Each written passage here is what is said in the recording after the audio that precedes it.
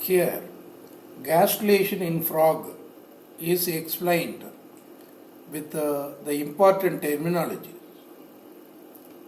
You see here, gray crescent, dorsal lip, invagination, blastopore, involution, ingression, archenteron, yolk plug, epiboly. So if we are thorough with these words, their meaning, then we can assume that we have understood the process properly. Now here, in order to start with the events of gastrulation, it's better knowing the position of gray crescent, because the gray crescent is said to be the point from where the gastrulation starts. That is the initiation point of gastrulation in a frog egg. So here you see the mature egg, and then the upper part animal hemisphere and the lower part vegetal hemisphere, and there is the marginal zone, and at a part which is expected to be the dorsal side in the future animal called gray crescent. That is the point of the initiation of gastrulation, and the opposite correspondingly will be ventral. And why now this animal hemisphere region said to be darkly pigmented, and then the vegetal hemisphere region is relatively lighter compared to that of animal hemisphere. And here you see the blastula in a section having the blastomeres, that is the overall blastoderm, with the macromeres at the vegetal pole region, micromeres at the animal pole region, and the cavity blastocele. Now, why these macromeres are bigger than micromeres is, it is my mesolecithal egg. The frog egg is a mesolecithal egg.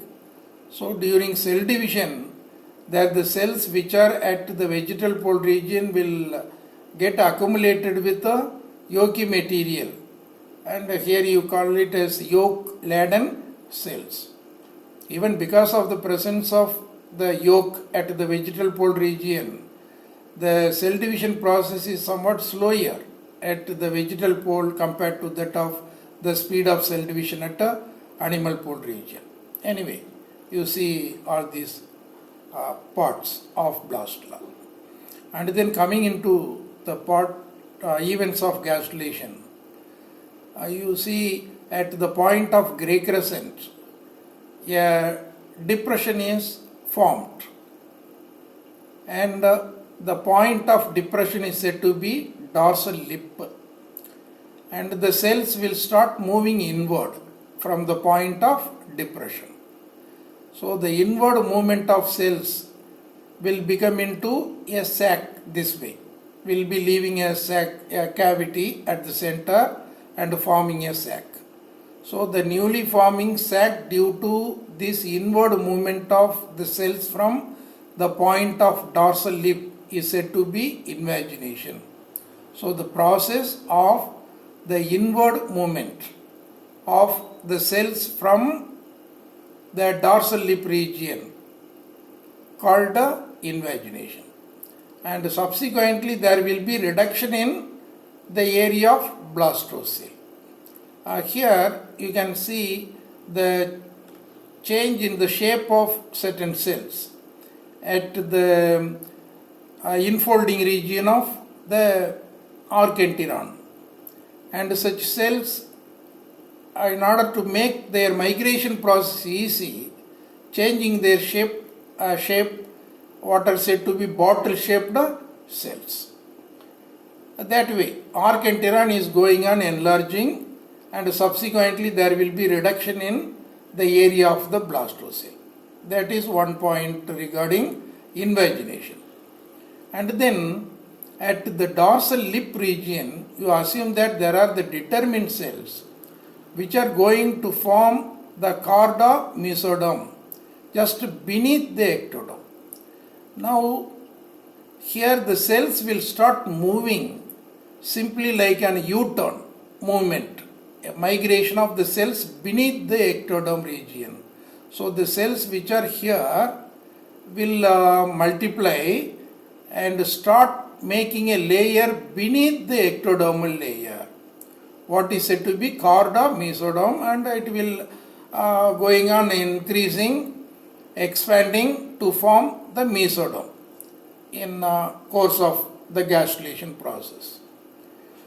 That's what the process called involution. So here you see the difference between invagination and involution. Invagination is depression and the inward movement of the cells to form arc enteron is invagination.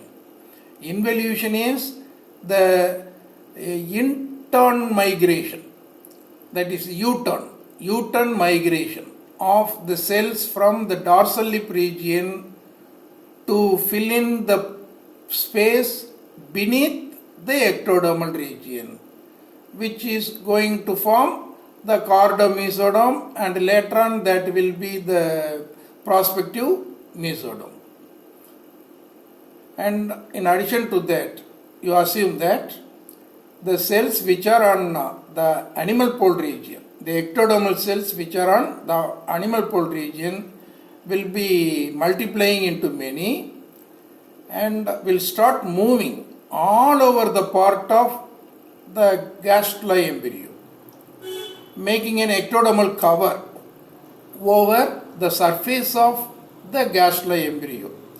So this extension and spreading of the cells from animal pole region to the whole surface of the gastrula embryo is said to be epiboly, to be understood very properly.